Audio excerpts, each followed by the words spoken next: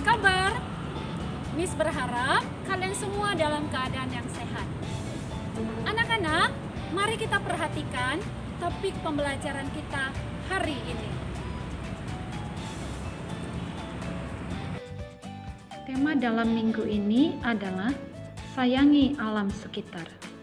Dan kita akan membahas bagaimana cara mencatat informasi dari teks yang akan kita pelajari nanti. Ada beberapa hal yang harus kita perhatikan untuk dapat mencatat informasi. Yang pertama, membaca dan memahami isi teks. Yang kedua, mencari inti materi. Yang ketiga, merangkum teks tersebut menjadi ringkas.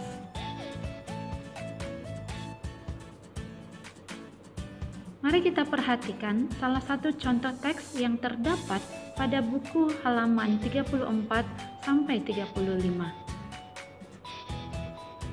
Kita akan menemukan beberapa informasi yang terdapat pada teks tersebut, yaitu yang pertama, ekosistem terumbu karang, yaitu kehidupan di dasar laut yang terdiri atas hewan laut yang disebut karang dan bangunan semacam batu karang. Mari kita perhatikan beberapa contoh berikut ini.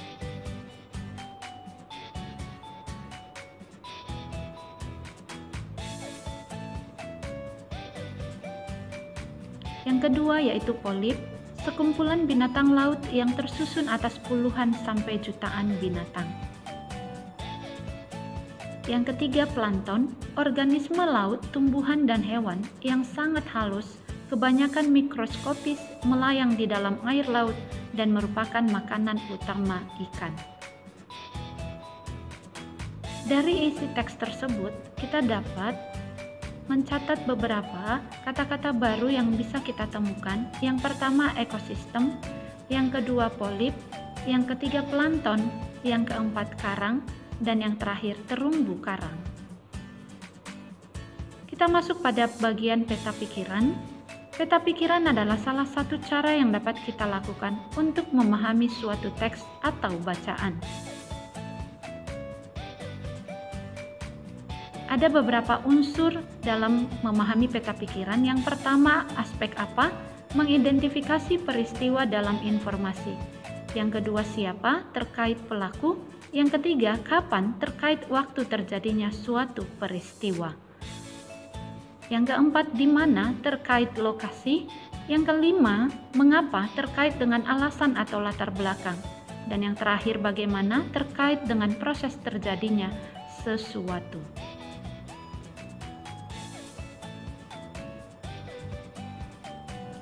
Berikut ini mari kita perhatikan latihan soal halaman 35, yaitu tentang peta pikiran. Bagian yang pertama, terumbu karang adalah suatu ekosistem di dasar laut tropis yang didominasi oleh komunitas karang, hewan laut penghasil kapur. Terumbu karang juga didefinisikan sebagai batuan karang dan batuan kapur di dasar laut.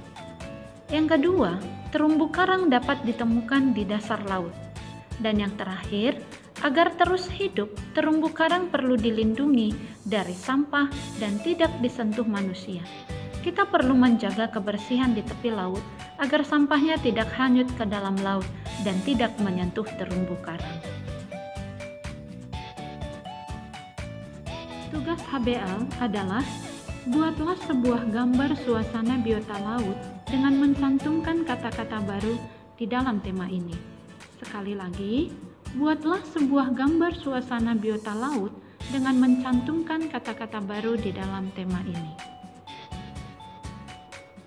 Perhatikan contoh berikut ini.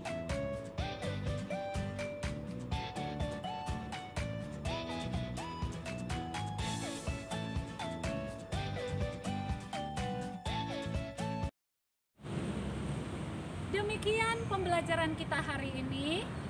Miss berharap kalian bisa memahami topik pembelajarannya. Terima kasih untuk perhatiannya. Ingat, tetap jaga kesehatan dan tetap berdoa. Terima kasih anak-anak.